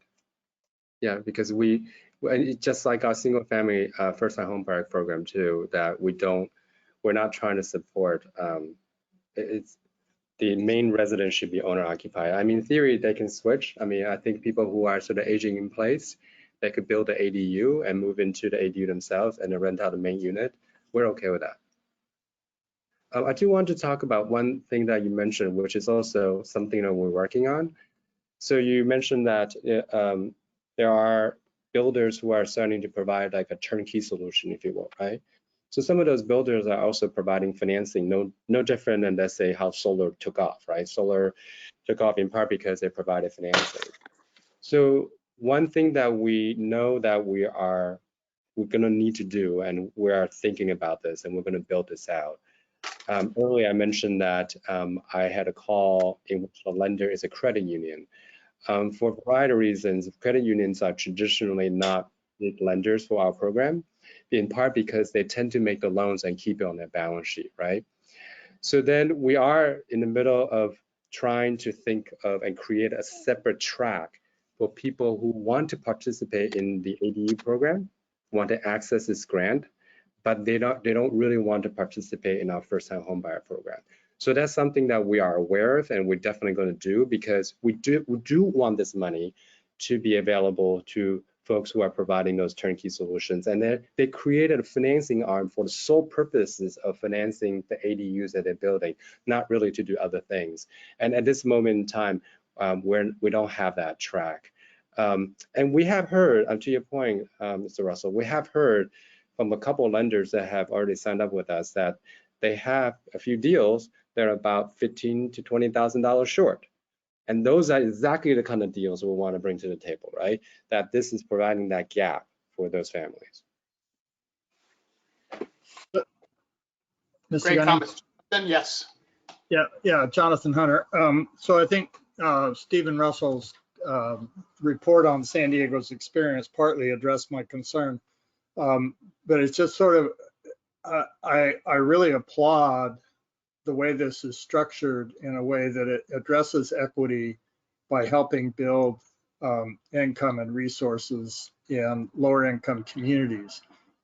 My one concern that I just in the back of my mind is that in a community, if ADUs are not being built in upper income communities, what we're doing by focusing on low income communities is dumping all the population density there, where already so many of those census tracts already have much higher density than higher income communities. So I can't figure out any way our tool can address that, but it just feels like something that has to be tracked. If the only financing tool that's available in a community goes only to low-income neighborhoods, are we increasing density there at the expense of letting upper-income neighborhoods off the hook in terms of density?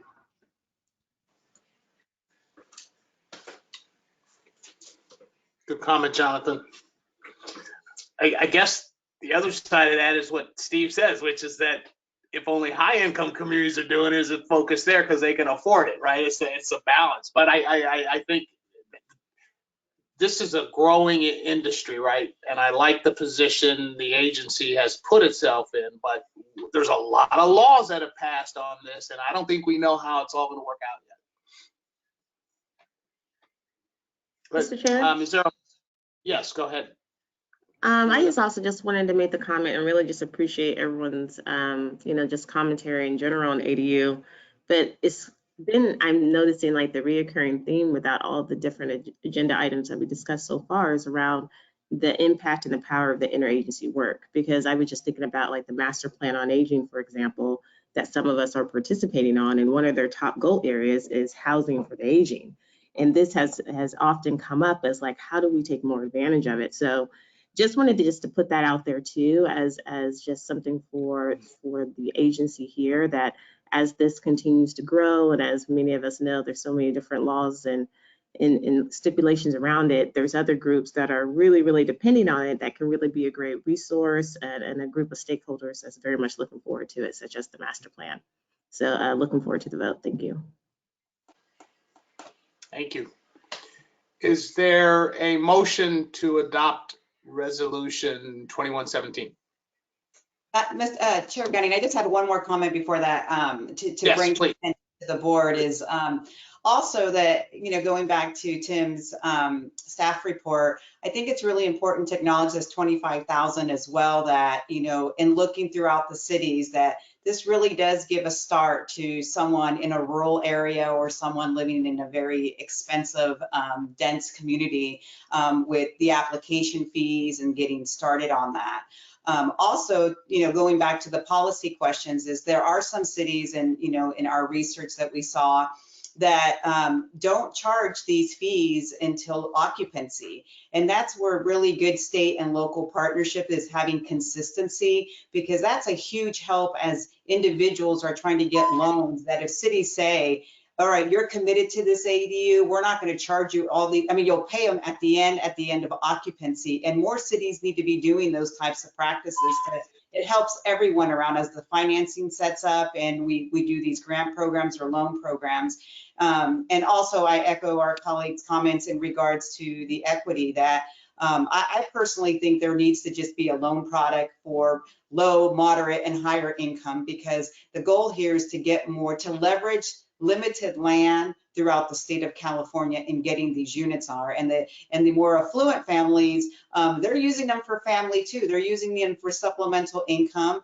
They're not sitting there idle, they're housing people. And you know, we're housing various people at different incomes. And so we need to look at it from that lens, that this shouldn't just be, this should be for everybody. And we need to create a vehicle to do that. And with that, I will make a motion to approve Resolution 2117.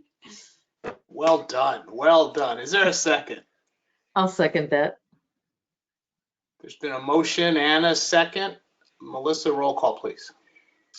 Ms. Avila Farias, Yes. Ms. Gallagher, Yes. Ms. Gunn, Yes. Mr. Gunning, Aye. Mr. Hunter, Yes. Mr. Starr, Yes. Director Velasquez, Aye. Ms. Grant, Yes. Mr. Prince, Yes. Mr. Russell, Aye. Ms. Sotelo, Yes. thank you. Mr. White, Yes. Resolution 21-17 is approved. And Chair Gunning, before we move on, if I Yes. may, I would like to thank Ms. Director of Avila Farias for her input. We love when we hear from our board members. And I want to, this is dangerous, but I do want to encourage when it makes sense. She had real lived experience as it relates to developing ADUs, and she brought that to this. And I think ultimately it made a better product in the end. So I just wanted to thank her for her work and her input early on. Thank you, Tina. And of course, we know the treasurer's efforts as well. So it's a big issue. And yep. And so acknowledgement to the treasurer as well. Thank you. Moving on to agenda item number 7, the California Mortgage Relief Update. Ms. Franklin. Good morning, Chair Gunning and members of the board. I wanted to introduce myself because this is the first time you've seen my face. You've heard my name. I'm Rebecca Franklin. I'm the current Director of Enterprise Risk and Compliance for CalHFA. I also have the honor of helping Tim Sue with our new little endeavor, which is the California Homeowner Relief Corporation, a nonprofit entity that we've obviously set up to disperse the homeowner assistance funds that we've gotten or that we will be receiving from the federal government. I must say, when Tim asked me to do this update, I was actually very excited because usually when the Director of Risk does an update or an agenda item, it's not necessarily happy times. And so I thought this was a good mix up to be able to introduce myself to the board. Next slide. So today we really wanted to brief the board on the high-level details of our mortgage relief program and the little bit more specifics of what we submitted to the U.S. Treasury for approval. The details that I will share with you today, I want to caveat that these are our proposed details of the plan and that we have not gotten any sort of feedback or approval from the United States Treasury Department. So we're awaiting those. So we're, this is what we would like to go out with, but we're still under construction, as you say. As you know, the American Rescue Plan Act was signed in March. That plan established a homeowner assistance fund. Within that fund, California is due to receive a little bit over $1 billion in homeowner relief assistance. As we have designed the program, California will be issuing grants to California homeowners who have missed mortgage payments due to the COVID-19 pandemic. At this time, our grants will be capped at $80,000. With this kind of algorithm and looking at the average missed mortgage payment from 18 to 24 months, we're comfortable at this rate, but we obviously are open to looking at what the current market needs and being able to adjust for that. With this setup, we're looking to serve about 20,000 to 40,000 homeowners. Next slide. So I wanted to frame the details of the program in the 4 goals that we had established and submitted to US Treasury, and then speak to how we're working towards achieving each one of these goals. The first goal is kind of the who. Who are we looking to assist with these funds? And that's determined by the eligibility criteria we have proposed to the United States Treasury. Homeowners who are at or below 100% of their area median income, homeowners who are occupying a single family home, condo, or a manufactured home attached to real property, and also those homeowners who have faced a pandemic related financial hardship. Really focusing on those homeowners who are currently receiving public assistance, who are severely housing burdened or have no alternative mortgage workout options are the who we'd like to serve with this program. And then there's a chart that kind of gives you the idea of what an 100% AMI is. Next slide, please. The second goal of our program identifies that we don't operate in a vacuum, and this program's only going to be successful if we leverage our fellow agency partners, other governmental agencies, also other community-based organizations. This week we did launch the it's camortgagerelief.org website. On that website does give a little bit of a high-level overview of our specific program, but also and equally as important, it does talk about the other relief programs and assistance that's out there for homeowners, specifically the Housing is Key initiatives. It also talks about homeowners that we want to make sure, unfortunately, in this world that we live in, fraud and misinformation is something that we also need to recognize and really be cognizant about. So we also do highlight the work of the Department of Financial Protection and Innovation and their education efforts around homeowners' rights and fraud, etc. The other thing about connecting to the community around us is how we are going to leverage the use of HUD certified housing counselors. We're not fooling ourselves that our program is going to be the best scenario for every homeowner in every situation. And we really want to take this opportunity to promote that California homeowners educate themselves around the options they have for their specific circumstance. And one of the best resources they have are the HUD approved counselors. You guys are fully aware of the NMS funding for that entity, and we're certainly leveraging those counselors as a resource to not only educate homeowners, but also provide assistance and education about this program and assistance to apply. Beyond the HUD counselors, we are leveraging community-based organizations in a CBO network. So we'll identify community-based organizations. This is also important for the success of the program, we feel, because the homeowners facing these arrearages are in a difficult situation, and we truly want to empathize with the situation they're in. It's a personal situation, and they may not feel comfortable talking to a complete stranger or someone they don't know. And these community-based organizations provide trusted resources for those communities, as well as opportunities to hear this information in a language they may be more comfortable with. In California, we have to recognize not everyone's going to be the most comfortable in an English format.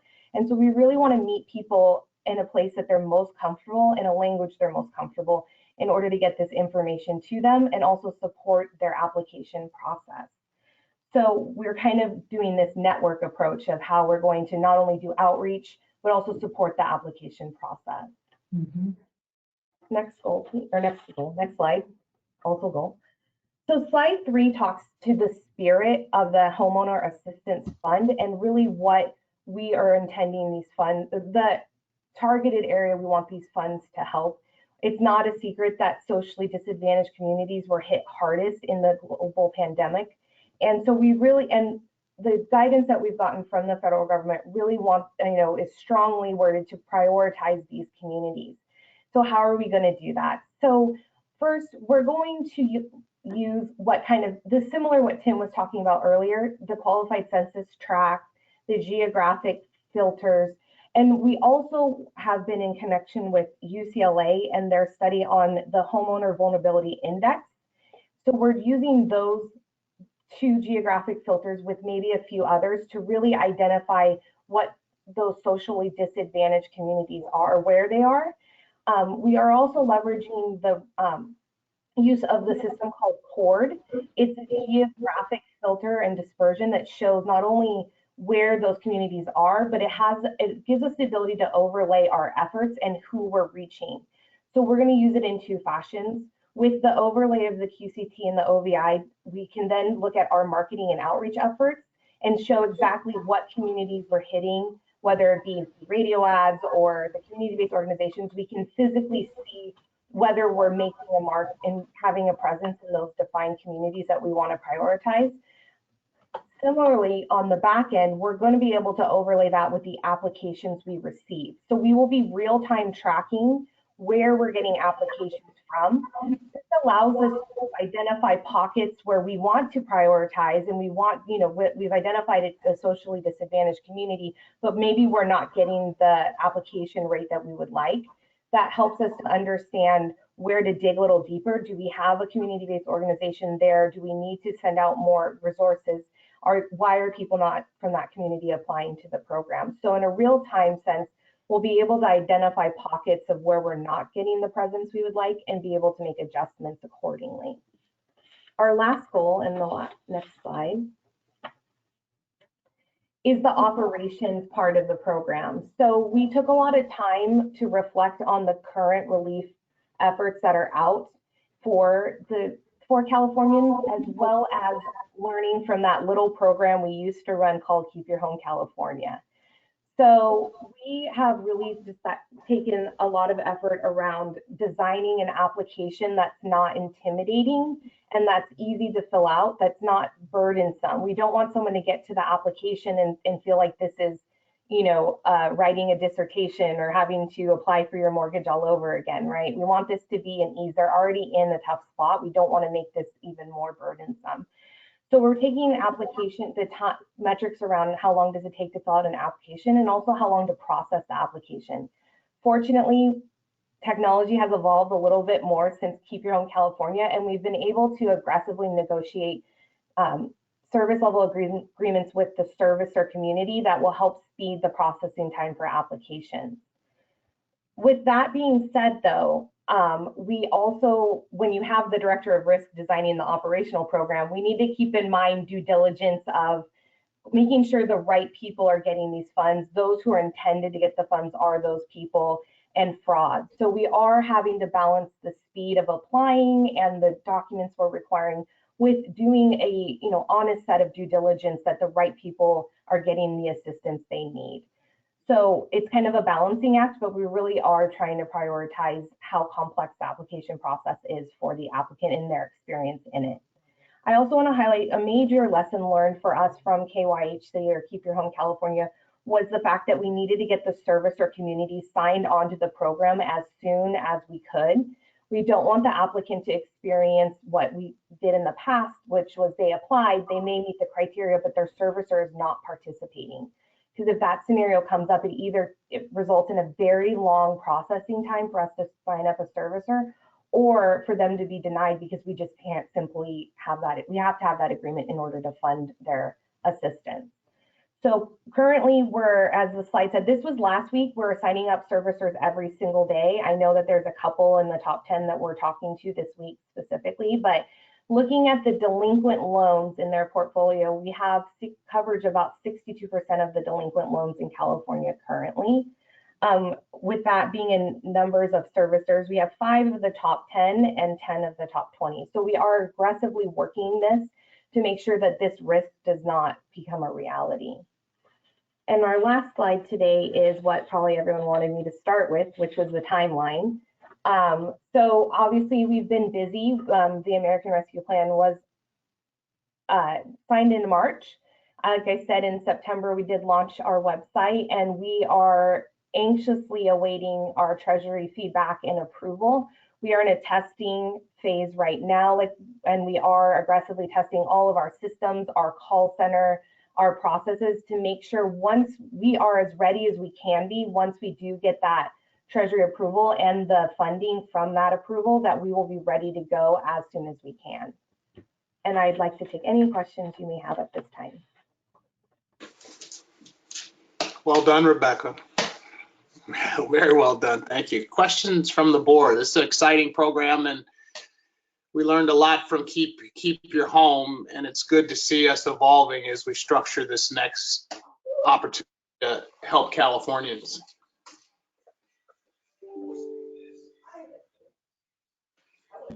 Is there anything you need from the board, Rebecca, or is this to report out? It's just a report out, but there's 2 questions, and I would be happy to answer those. Go. I can't see who's asking. So. Mr. Russell. And Marie, you go first. No, go ahead, Russell. Your hand went up first. I'll go after. Okay. Well, no, I just want to thank you for this, the very clear report of an excellent program. If there's any assistance I can be with CBOs in the San Diego County area, I'd be happy to review the list of current CBOs and let you know if there's any gaps. But all in all, it's a beautiful program. Thank you for what you're doing. And it is really important in this particular moment in history. So thank you. Thank you, Mr. Russell. Ana Maria. Yeah, Rebecca, wonderful presentation. I just had a question how this would handle, because some individuals who may get into mortgage trouble have seconds. And would this program be applicable? Is it only for the first mortgage, or if someone is okay with the first but has gotten delinquent on their second, would they be able to apply for this? So at this time, we're only going to be reinstating first mortgages. If someone was delinquent on their second and their first, we would help them on the first mortgage. We are always looking to grow and expand, but our focus was to create a very concise product that we could start helping Californians as soon as we can.